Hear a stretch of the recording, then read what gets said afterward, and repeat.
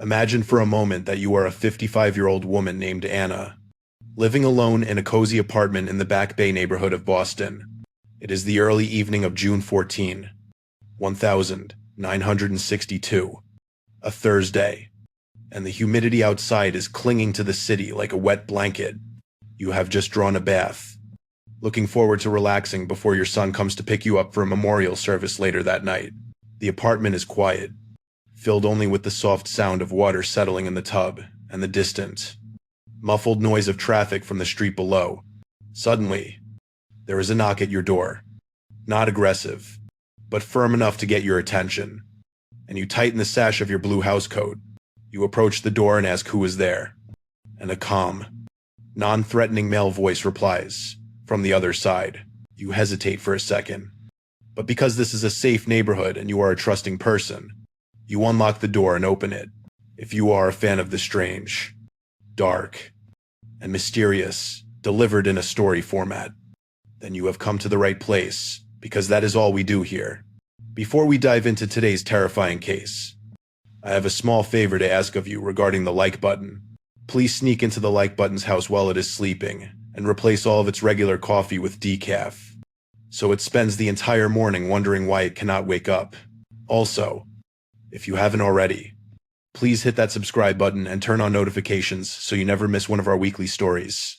Now, let's get right into today's tale, which takes us to the historic streets of Boston, Massachusetts.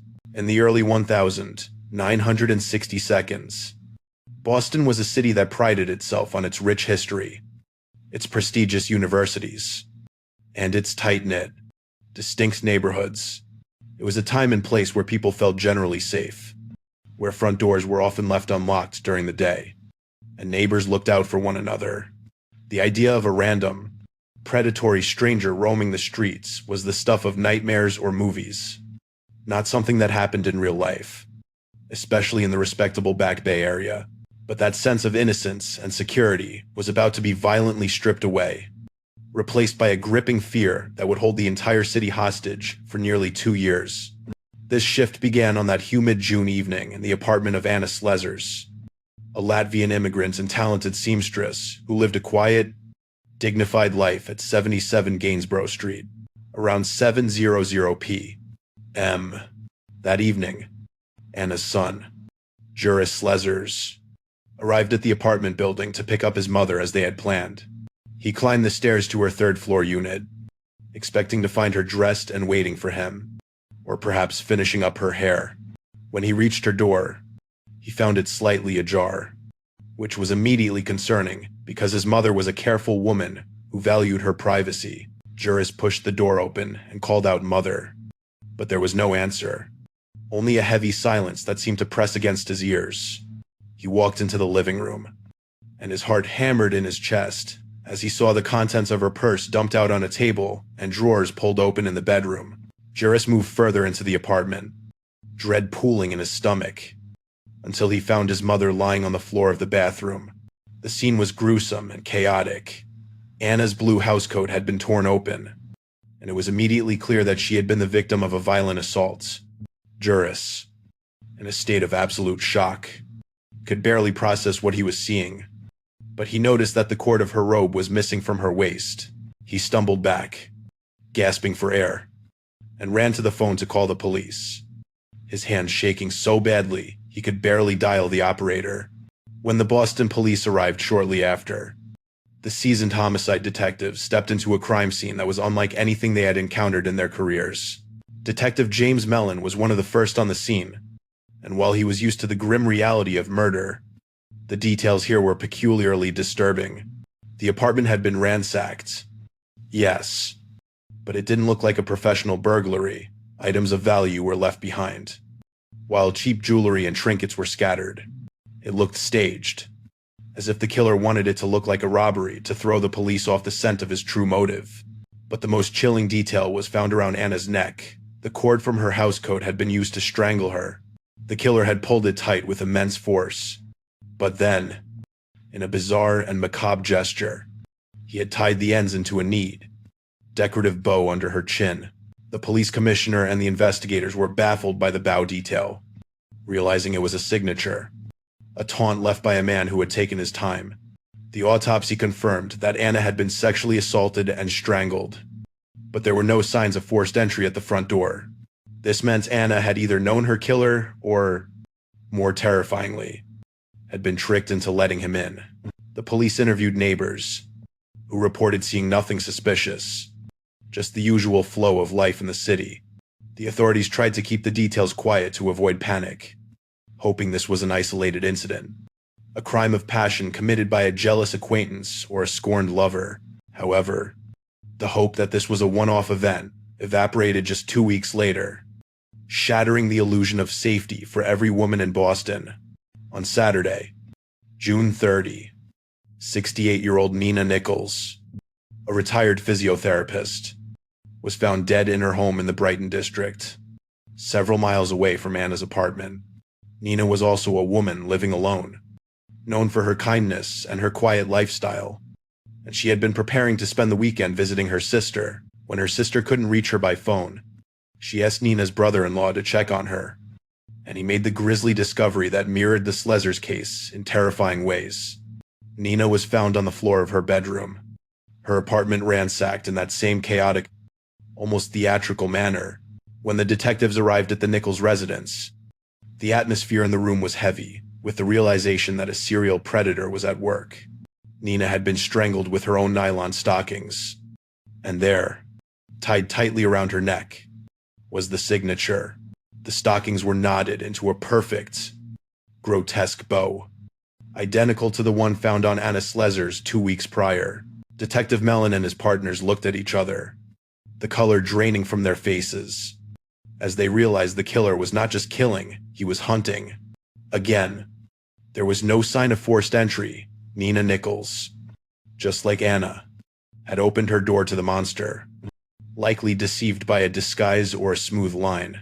News of the second murder hit the papers, and the details of the strangler began to leak out to the public, causing a ripple of anxiety to spread through the city. Women began to look at their neighbors with suspicion, and the friendly, open nature of Boston began to close up, replaced by deadbolts and chain locks. But the killer was moving fast, seemingly fueled by a dark compulsion that he could not control. Just a few days later, on a hot July afternoon, the police were called to a third scene in Lynn, a suburb just north of Boston. Helen Blake, a 65-year-old nurse, had been found dead in her apartment, and the scene was a carbon copy of the previous two. The investigation into Helen Blake's murder confirmed the pattern. She was an older woman living alone. There was no forced entry, and she had been sexually assaulted and strangled. The killer had once again left his calling card, tying the stockings around her neck into a bow, mocking the police, who were frantically trying to catch him. The press dubbed him the Phantom Strangler, and suddenly, the city was in the grip of a full-blown panic. The police had no fingerprints, no reliable witnesses, and no description of the suspect, other than the fact that he was a man who could talk his way into women's homes. As the summer heat intensified, so did the fear, and the people of Boston realized that no one was safe, and the nightmare was only just beginning. By late summer 1962, Boston wasn't just a city on edge, it was a city under siege by an invisible, terrifying enemy. The hardware stores had completely sold out of every locking mechanism imaginable, from heavy-duty deadbolts to the flimsy chain locks that offered little more than a false sense of security. Landlords were inundated with frantic calls from female tenants demanding better security on their doors and windows, while police switchboards lit up like Christmas trees with thousands of tips, most of them uselessly vague. The fear was so pervasive that it changed the very rhythm of the city. The streets emptied out earlier, the nightlife dwindled, and the usually welcoming faces of Bostonians were replaced by suspicious, guarded glares at any stranger who walked by. Police Commissioner Edmund McNamara found himself in the center of a hurricane, facing a press corps that was becoming increasingly hostile and demanding with every passing day. He announced the formation of a special task force dedicated solely to stopping the madman of Boston, pooling the best detectives from homicide, vice, and robbery divisions to work as a single unit. They were operating under the assumption that they were looking for a psychopath, likely a man with a deep-seated hatred for his mother. Given that the first few victims were elderly women, detectives were told to look for men with records of sex offenses or mental instability, and they began dragging in usual suspects by the dozen. "We will catch this animal," McNamara promised the cameras, "and we will not rest until the streets are safe again." But privately, the brass knew they were chasing a ghost. Despite the increased patrols and the citywide alertness, the killer struck again in mid-August, mocking the police's efforts with terrifying ease. On August 19, 75-year-old Ida Erga was found dead in her apartment in the West End, a neighborhood that was already being demolished for urban renewal. Ida was a quiet, reclusive woman who rarely opened her door to anyone, yet she had been found strangled. Her body posed in a sexually suggestive manner that sickened the hardened officers. The signature was there. Glaring at the investigators, a brown cushion found near her body was not just discarded, but seemingly placed to prop her up, and the ligature around her neck was tied with that sickeningly precise, mocking bow. The horror of Ida Erga's murder had barely settled when, less than 2 weeks later, another grim discovery was made in the Dorchester neighborhood. 67-year-old Jane Sullivan, a nurse's aide, was found dead in her bathtub, and because of the intense heat wave gripping the city, her body had been there for days before anyone found her. The smell led the neighbors to call the police, and when they finally broke down the door, they found the familiar nightmare waiting for them. Jane had been strangled with her own nylon stockings, and despite the advanced decomposition, the medical examiner confirmed the same brutal method of operation. The public now believed they understood the rules. The monster only wanted older women, grandmothers who lived alone and were vulnerable. This theory of the mother-hater became the prevailing psychological profile, discussed endlessly by psychiatrists in newspapers and on the radio talk shows. They speculated that the killer was likely a man who had suffered severe abuse at the hands of a dominant maternal figure and was now lashing out at women who reminded him of her. This gave younger women in Boston a strange, grim sense of relief. They felt that while the tragedy was awful, they were not the primary targets. University students and young professionals continued to walk the streets with a bit more freedom than their older counterparts, believing themselves to be invisible to the killer. But the Boston Strangler was not following a textbook profile, and he was about to shatter that theory into a million pieces. On December 5, 1962, the rules of the game changed drastically, plunging the entire female population of Boston into absolute nodders. Cold terror. Sophie Clark was a 20-year-old African-American student studying at the Carnegie Institute of Medical Technology, living in the Back Bay, not far from where the first murder occurred. Sophie was described as beautiful, intelligent, and extremely cautious. She knew about the murders and was known to be diligent about locking her doors and checking visitors. She wasn't an elderly woman living a lonely life. She was young, vibrant, and had a roommate. Yet, on that Wednesday afternoon, the silence of her apartment was broken by a scream that no one reported until it was too late.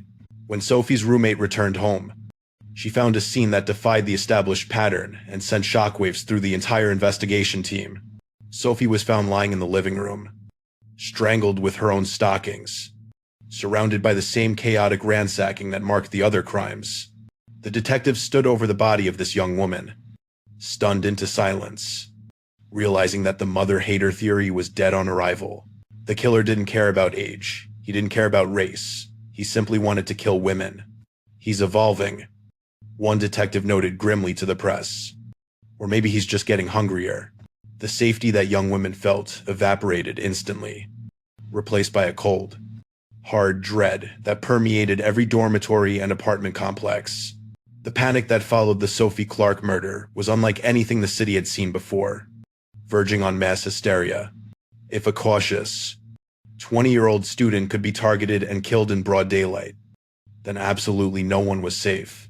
Sales of tear gas canisters, which were illegal in Massachusetts, skyrocketed on the black market, and women began organizing buddy systems to walk home from work or school. Then, just weeks later, the killer hammered the point home by murdering Patricia Bissett, a 23-year-old secretary She was found in her apartment near Fenway Park, strangled with her stockings and covered with her bed sheets. The killer was accelerating, his cooling-off periods becoming shorter, his appetite for violence apparently growing with every life he stole. The investigation was rapidly becoming a logistical nightmare, drowning in a sea of paper and conflicting information. The Strangler Bureau, as the task force came to be known, had accumulated over 30,000 pages of reports and thousands of suspect names. Without the aid of computers, detectives were forced to manually cross-reference index cards, a process that was agonizingly slow and prone to human error. Every time a delivery man looked at a woman the wrong way, the police were called. Every time a plumber knocked on a door, panic ensued. The detectives were exhausted, working double shifts, their marriages straining under the pressure, knowing that every time the phone rang, it could be another body. Amidst the chaos, strange leads and bizarre characters began to emerge from the woodwork, wasting valuable police time.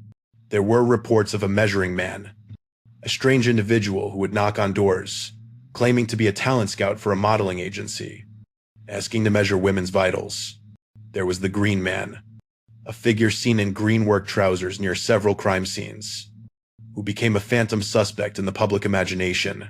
The police chased these shadows down dead-end alleys, desperate for anything that would stick. They arrested peeping toms, petty thieves, and known sex offenders, filling the jails. But the murders didn't stop. The killer was essentially invisible, a chameleon who could blend into the background of the city. By the end of 1962, the death toll stood at 7, and the city of Boston was entering the new year with a dark cloud hanging over it. The police were desperate, the politicians were furious, and the public was losing faith in the authorities' ability to protect them. The killer had proven he could strike anywhere, anytime, and against anyone, defying all attempts to categorize him. As the snow began to fall, blanketing the city in white, the detectives feared what the coming year would bring.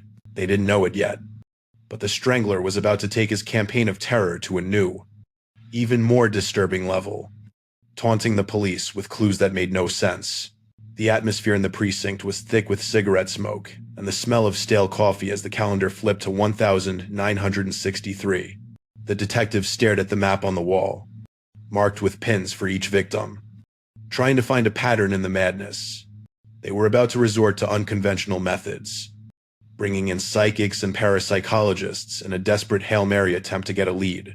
But while the police were looking at crystal balls, the monster was walking the streets, perhaps passing them on the sidewalk, smiling a polite smile.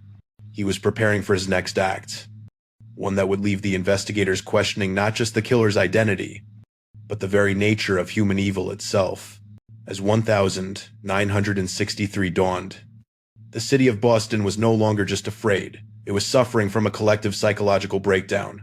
The investigation had stalled despite the massive influx of manpower, and the Strangler Bureau was drowning in a sea of useless tips and dead-end leads. The police were under immense pressure to produce results, but the killer seemed to be operating on a completely different plane, invisible and untouchable, in a move that signaled sheer desperation. The Attorney General of Massachusetts, Edward Brooke, made a controversial decision that shocked the nation. He hired Peter Herkos, a world-renowned Dutch psychic, hoping that mystical powers could see what traditional detective work had missed. It was a circus, a spectacle that showed just how helpless the authorities felt against this phantom. Herkos arrived in Boston with great fanfare, claiming he could feel the killer's vibrations by touching objects from the crime scenes. The press followed his every move as he walked through the apartments of the victims, touching doorknobs and bed frames, muttering descriptions of a small, sharp-nosed man. He provided the police with a detailed description of a suspect, leading them to harass and eventually arrest a man who turned out to be completely innocent. The psychic detective angle proved to be a humiliating failure for the task force, wasting valuable time and resources, while the real monster continued to roam free. While the police were chasing ghosts summoned by a clairvoyant, the Strangler was preparing to strike again. proving that he was very much a creature of flesh and blood. In May 1963, the killer returned with a vengeance, claiming the life of 23-year-old Beverly Sammons in her apartment near Cambridge. Beverly was a graduate student, a young woman with a bright future who had been stabbed repeatedly in addition to being strangled. This deviation in the method of killing, the introduction of a knife, threw the investigators off balance yet again. Was this the same man, or was it a copycat inspired by the media coverage? The bow signature was missing, but the sexual assault and the staging of the body pointed to the same dark psychology. The fear in the university districts reached a fever pitch, with female students dropping out of classes or fleeing the city entirely to return to the safety of their parents' homes. The summer of 1963 passed in a blur of heat and paranoia, with every shadow looking like a potential threat. Then, on a Sunday morning in September, the killer struck in a way that felt personal and incredibly risky. 58-year-old Evelyn Corbin lived in Salem, a historic town north of Boston, and she was known to be extremely cautious, always keeping her doors locked. Yet, her body was found in her bedroom, strangled with her own stockings, her face positioned to look at the doorway as if waiting for someone. The police found evidence that she had likely shared a coffee with her killer, suggesting a terrifying level of intimacy and manipulation. He had sat there, talked to her, perhaps charmed her, all while planning to end her life. By November, the terror had become a permanent resident in the minds of every Bostonian. On November 23, the day after President John F. Kennedy was assassinated, while the entire country was in mourning, the strangler struck again. Joanne Graff, a 23-year-old industrial designer, was found dead in her apartment in Lawrence, strangled and posed in the now familiar grotesque manner. The audacity of killing during a time of national tragedy spoke to a complete lack of humanity. The killer simply did not care about the world outside his own dark urges. The police were finding it impossible to keep up. The geographic spread of the murders from Boston to Salem to Lawrence meant the killer was mobile, likely owning a car, and comfortable navigating different neighborhoods. Then came January 4, 1964, a date that would mark the crescendo of the nightmare. Mary Sullivan, a 19-year-old woman who had moved to Boston from Cape Cod just days earlier, was found dead in her apartment on Charles Street. She was the youngest victim yet, a girl who had barely started her adult life. The scene inside her apartment was described by seasoned detectives as the most horrific they had ever encountered. It wasn't just a murder, it was a desecration. Mary was found strangled, but the killer had taken time to stage the scene with a level of cruelty that was truly satanic. He had placed a Happy New Year card at her feet, a final, mocking gesture to the investigators and the city. The brutality of the Mary Sullivan murder broke something in the city's spirit. It was the absolute peak of the horror. The newspapers ran with the headline, "The Worst Yet," and the details that leaked out caused a wave of nausea across New England. The Strangler Bureau was at its breaking point, with detectives openly weeping at the crime scene, overwhelmed by the senseless waste of life. They had 13 bodies, 13 lives extinguished, and still, they had no name, no face, and no solid evidence. The public outcry was deafening, with protests demanding the resignation of police leadership and the calling in of the National Guard. It felt like the apocalypse had arrived in Boston, centered on the unknown monster who hunted women for sport. And then, as suddenly and inexplicably as it had begun, the killing stopped. After the murder of Mary Sullivan, the weeks turned into months, and there were no new bodies found with the signature silk stocking bow. The silence that followed was almost as terrifying as the murders themselves. Had the killer moved on to another city? Had he died? Or was he simply waiting, watching, and biding his time for the next urge to strike? The police were left in a limbo of anxiety, waiting for the phone to ring, terrified that the pause was just the eye of the storm. The lack of closure was maddening. A serial killer doesn't just stop, the experts said. But the Boston Strangler apparently had, while the homicide detectives were chasing their tails, a separate drama was unfolding in the world of sexual assaults that would eventually intersect with the murder investigation. In late 1964, Police arrested a man named Albert DeSalvo, a factory worker with a long history of breaking and entering and sexual assaults. He was known to the police as the Green Man, or the Measuring Man, a predator who would talk his way into women's apartments to assault them. Though he had never been charged with murder, DeSalvo was caught not for the killings, but for a series of rapes that had terrorized the suburbs. At the time of his arrest, absolutely no one, not even the sharpest detective, connected this smooth-talking rapist to the monstrous acts of the Strangler. DeSalvo was sent to Bridgewater State Hospital for evaluation. Dismissed as just another sex deviant in a system full of them, he was considered a nuisance, a low-level criminal who tied up women and molested them but lacked the killer instinct. The detectives on the Strangler task force didn't even glance in his direction, focused instead on more likely suspects who fit their psychological profiles. But inside the walls of the mental institution, Albert DeSalvo was beginning to talk. He was boasting to his fellow inmates, dropping hints about his activities, and waiting for the right moment to claim the title that the world had given to the unknown monster. The nightmare of the killings was over, but the bizarre, twisting journey to the truth was just beginning. The year 1965 began with a heavy, uneasy silence hanging over the city of Boston, a stark contrast to the sirens and screams that had defined the previous 2 years. The killings had simply stopped after the desecration of Mary Sullivan, leaving the Strangler Bureau in a state of purgatory, chasing shadows and re-interviewing the same exhausted witnesses. The task force was demoralized, facing budget cuts and public ridicule, while the families of the 13 victims waited for answers that seemed destined never to come. The police had interviewed thousands of men, from local weirdos to hardened criminals, but the file on the Boston Strangler remained a collection of horrific photos and unanswered questions. It felt as though the monster had simply vanished into the ether, or perhaps he was just a ghost story that the city had collectively hallucinated. Meanwhile, inside the high-security walls of Bridgewater State Hospital, a facility for the criminally insane, a strange friendship was blossoming between two very different men. Albert DeSalvo, the smooth-talking factory worker arrested for the Green Man rapes, found himself drawn to a fellow inmate named George Nasser. Nasser was a convicted murderer, highly intelligent but diagnosed as a sociopath, a man who possessed a cold, calculating mind that DeSalvo admired.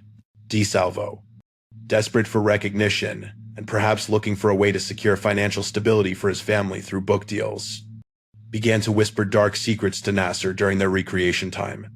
He leaned in close one afternoon and told Nasser, "I'm not just the Green Man, George, I'm the one they're all looking for." Nasser, realizing the potential value of this information, contacted his attorney, a rising legal star named F.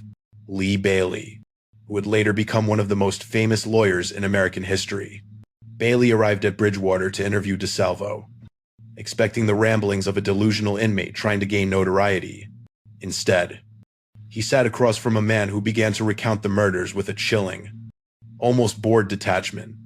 Describing the interiors of the apartments in photographic detail, DeSalvo spoke about the victims not as people, but as objects he had broken, detailing how he had gained entry by posing as a maintenance man or a delivery driver. As Bailey listened to the tapes, a cold realization settled in his gut. This man knew things that had never been released to the press. Bailey took the information to the police, but the detectives at the Strangler Bureau were immediately skeptical, bordering on dismissive.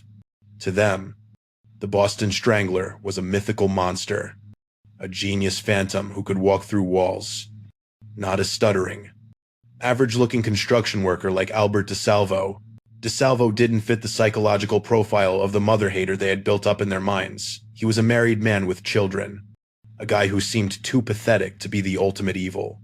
They suspected he was confessing to gain fame or to get better treatment in the hospital, a common tactic among narcissists in the prison system.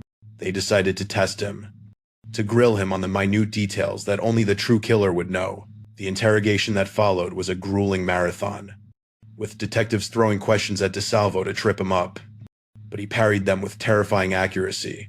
He described the exact furniture arrangement in Anna Slezer's apartment. He knew the color of the tile in Nina Nichols' bathroom. He even recalled the brand of cigarettes found on a table in Helen Blake's home. But the detail that finally made the room go silent was when he described the bows. He explained exactly how he tied the stockings, using his hands to mimic the motion in the air, a motion that matched the distinct knots found on the victims' necks. He even mentioned the Happy New Year card at Mary Sullivan's feet, a detail the police had kept strictly confidential. However, despite the overwhelming amount of correct details, there were glaring inconsistencies in DeSalvo's story that troubled the investigators. He got some timelines wrong. He misremembered the physical appearance of some victims, and in a few cases, his description of the struggle didn't match the forensic evidence. This led to a deep divide within the investigation team. Some were convinced they had their man, while others believed DeSalvo was a compulsive liar who had been coached or had absorbed the details through osmosis in the criminal underworld. The two killers theory began to gain traction, suggesting that perhaps DeSalvo had committed some of the murders, but not all of them, or that he was taking credit for another man's work. The biggest hurdle for the prosecution was the complete and total lack of physical evidence linking Albert DeSalvo to the 13 crime scenes. In the 1,960 seconds, DNA testing did not exist, so the police relied on fingerprints, hair, and fibers, none of which matched DeSalvo. There was not a single scrap of biological proof to place him in those apartments, meaning the entire case rested on his confession alone. Furthermore, because the confession was made under the umbrella of his defense attorney and during a mental health evaluation, it was legally inadmissible in a murder trial. The state was in a bind. They had a man saying, "I did it," but they couldn't legally prove it in a court of law. The legal maneuvering that followed was complex and, for the families of the victims, incredibly frustrating and heartbreaking. It was decided that DeSalvo would not be tried for the murders of the Boston Strangler victims because the risk of an acquittal was too high without physical evidence. Instead, the prosecutors decided to go after him for the Green Man's sexual assaults and robberies, crimes for which they had witnesses and solid proof. The strategy was to lock him up for life on those charges, effectively ending the threat. Even if it meant never officially closing the book on the murder cases, it was a compromise of justice, a way to sweep the monster under the rug without a messy public trial. In 1967, Albert DeSalvo was tried for the sexual assaults, and his defense, led by Bailey, actually tried to use the Strangler confession to prove he was insane. Bailey argued that no sane man could commit such atrocities.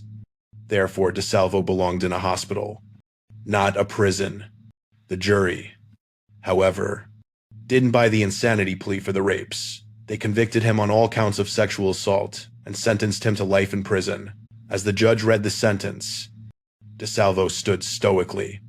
A man who was officially a rapist, but, in the eyes of the law, not a murderer. The headline "Strangler sentenced" ran in the papers. But it was a lie. The Strangler case technically remained open, a gaping wound in the city's history. The aftermath left a bitter taste in the mouths of the detectives and the public, a sense that justice had been only partially served. The police disbanded the task force, and the files were boxed up and put into storage, gathering dust in the basement of the police headquarters. DeSalvo was sent to Walpole State Prison, a maximum security facility, where he continued to be a figure of fascination and fear. He had claimed the title of the Boston Strangler, and the world had largely accepted it, but the doubts lingered like a bad smell. Was he truly the lone monster, or was he a convenient scapegoat who allowed the police to close the most difficult case of their careers? As DeSalvo walked into his cell, the door slammed shut, but the mystery was far from locked away. Albert DeSalvo's life inside Walpole State Prison was far from the quiet rehabilitation one might expect for a man accused of such heinous crimes. He thrived on the notoriety, positioning himself as a kingpin of the prison's underground drug trade, selling amphetamines to other inmates for profit. However, this dangerous game of prison politics eventually made him a target, and the walls began to close in on him. On the evening of November 25, 1973, the guards found DeSalvo lying on the floor of the infirmary, bleeding profusely from multiple stab wounds to his chest. He had been assassinated inside a maximum security facility, And despite a prison full of witnesses, not a single inmate claimed to have seen who held the knife. The murder of the supposed Boston Strangler immediately sparked a wildfire of conspiracy theories that persist to this day. Many believe that DeSalvo was silenced because he was about to recant his confession and reveal the names of the real killers. His attorney hinted that DeSalvo had been terrified in the days leading up to his death, claiming he was going to expose a prison drug ring. The investigation into his death was a stone wall of silence. The code of the yard meant that the case was never solved. DeSalvo took his secrets to the grave, leaving the city of Boston with a resolution that felt incomplete and tainted. For decades following his death, a significant number of people, including the families of the victims, believed Albert DeSalvo was innocent of the murders. Casey Sherman, the nephew of the final victim, Mary Sullivan, spent years investigating the case and became convinced that DeSalvo was a fall guy who confessed for money. The theory was that DeSalvo, knowing he was going to prison for the rapes anyway, confessed to the murders to secure book rights and financial support for his family. The lack of physical evidence was the cornerstone of this doubt, and for nearly 50 years, the Boston Strangler case was considered by many to be unsolved, a miscarriage of justice. However, the march of technology would eventually catch up with the ghosts of 1964, bringing a final bit: scientific truth to light. In July 2013, 50 years after the spree began, the Boston Police Department announced a massive breakthrough thanks to advancements in DNA profiling. Investigators had obtained a water bottle from a living nephew of DeSalvo and compared it to seminal fluid found on a blanket at the Mary Sullivan crime scene. The preliminary results were promising enough that a judge ordered the exhumation of Albert DeSalvo's body. It was a dramatic final act, digging up the past to see if the monster had been lying in the grave all along. The forensic results were conclusive and devastating to the theory of DeSalvo's innocence. His DNA was a near-perfect match to the evidence found on Mary Sullivan's body. The odds of it being anyone else were astronomical, effectively proving that Albert DeSalvo was, at the very least, the man who killed Mary Sullivan. While this did not definitively prove he committed every single one of the 13 murders, it shattered the idea that he was merely a harmless liar. The Green Man and the Strangler were indeed the same person, a sexual predator whose violence had escalated into the most brutal form of sadism imaginable. Despite this scientific confirmation, the debate over whether DeSalvo acted alone remains a topic of heated discussion among true crime historians. The sheer variety in the victims' ages and the slight variations in the modus operandi suggest to some that there may have been two killers operating simultaneously. Perhaps DeSalvo killed the younger women, while another predator hunted the elderly. We may never know for sure, but legally and historically, the book is now closed. Albert DeSalvo is the Boston Strangler, the man responsible for turning a city of open doors into a fortress of locks and fear. The legacy of the Boston Strangler is not just in the history books or the cold case files. It is woven into the fabric of the city itself.